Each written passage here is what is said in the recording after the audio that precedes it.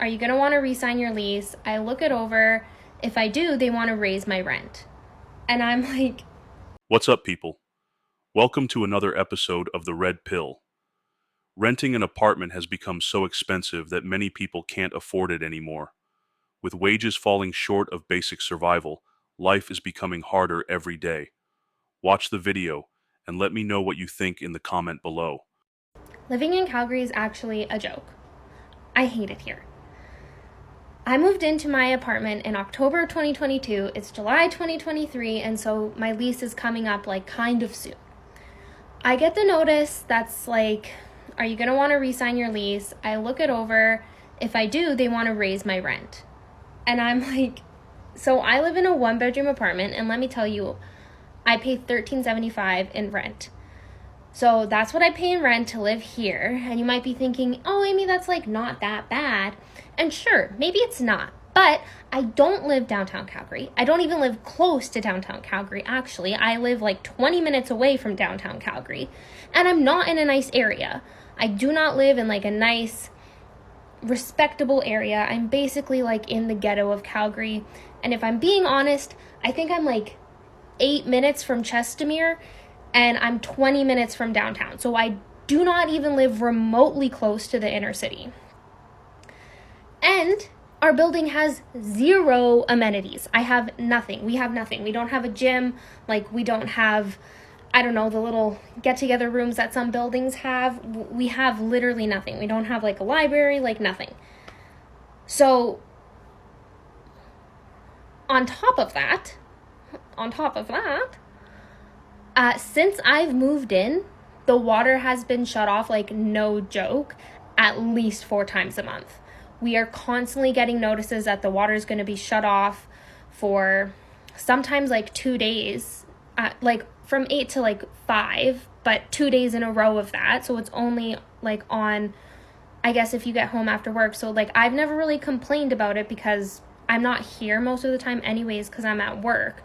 But like, how are you going to raise the rent for somewhere when you're literally like depriving everybody of water for literal days? Like, hello? And it's not a nice building. Like, it's not a new building. It's not recently renovated. Like, it's old. It's old. It's ugly. It fucking smells. Like, this is not a nice place. It's not a nice place. And I already paid $13.75, which is a lot of money. I can barely afford the $13.75 that I pay now, and now you want to increase. Like, I can't even afford to pay $10 more than what I already pay. And I'm not even kidding. I'm poor. I am poor. So I'm like, why do you want to raise my rent? They're like, we need to match the rental market and afford the cost of running a business. And I'm like, are you fucking, I need somewhere to live. You need to afford the cost for, you have a million other apartments here. I'm sure that you're running your business just fine. I need somewhere to live. I'm so frustrated. So anyways, I'm gonna have to move. And if I can't find somewhere that's at least the same as what I pay now, I'm gonna be fucking homeless. Made 10 DoorDashes in the last 2 hours. And guess how much I made? Guess.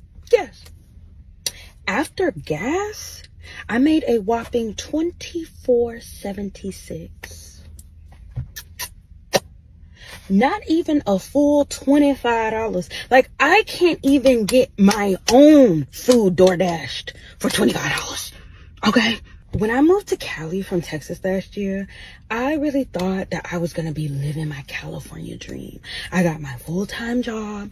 I got health insurance, benefits, all of that stuff, all of the things that I thought that I needed to live a comfortable life. And it just feels like I can never make ends meet. Like, I'm literally clocking into my 5 to 9 after my 9 to 5. Hold on, girl. I got to order. And I'm just so frustrated because I feel like I've done everything right. Like, I went to school, I got my degree, I got a job, but like with rent and bills and student loans and groceries and gas, like it just feels like I just cannot get ahead. And it's like, these billionaires who have never had to lug 5 Big Mac meals with drinks up 3 flights of stairs. It feels like they are making money hand over fist. Something has got to give, and I feel like it needs to be them, because I am tired. All right, the billionaires need to start opening their pocketbooks, because I can't afford to keep on opening mine. Moved into his office cubicle because he couldn't afford rent. They do not pay me enough to do both. So as a matter of protest, I am just going to live at my job. And we'll see how long I can get away with this. I was only able to afford a 100 square foot apartment, which was around $1,300. It's a box. Welcome to my studio apartment. After getting passed over for a salary reevaluation, his student loan repayments looming, and a sharp increase in his rent, Jackson found it difficult to afford his Seattle apartment. The chemical engineer by training came up with a way to cut his biggest expense. That's around the time I discovered that my office had a office downtown, and it was this beautiful space, but it was big, empty because of COVID. And that's when I was like, when I found out I wasn't getting a performance review, found out I wasn't getting a raise, I was like, perfect. We're going downtown, and it was a perfect location too. Once he moved in, Jackson had to figure out how to make it work. Oh, this is where I slept last night. Got my fabrics, because I make clothes sometimes. Got all my books. I had a rice cooker, so I just brought the rice cooker. They already had tea, they had coffee, free, all that, perfect. In the second building, we have a men's shower in the bathroom, okay? We got towels, and we got 2 showers. Come on now, I thought this out, baby. But once his TikTok videos went viral, Jackson's company was not pleased. They were like, are you living out of the office? And for me, I was like, okay, deny until we figure out what's going on. They were like, yeah, okay. So either way, regardless of what is true or false, we need you to remove your personal items from the office. We need you to delete the videos. Eventually, the company gave Jackson an ultimatum. He would either have to delete the videos or face termination. Should I delete?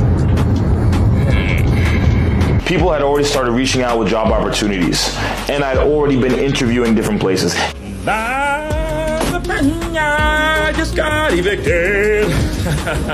It ended up being a decision between this unknown, but I have hella options, or somebody that doesn't respect me, and we're like, it was kind of easy. Yeah, I mean, this wouldn't fly in most workplaces, but that's the point. Hopefully your employees don't feel like they have to do wild shit to save money. Jackson hopes his experiences will spark a conversation about the importance of paying living wages and work culture. If you want something to change in your life, you got to make that change, because no one else cares about you. You need to make that change for yourself. Yo, let me know what you think in the comment. Like, share, subscribe, and see you in the next one.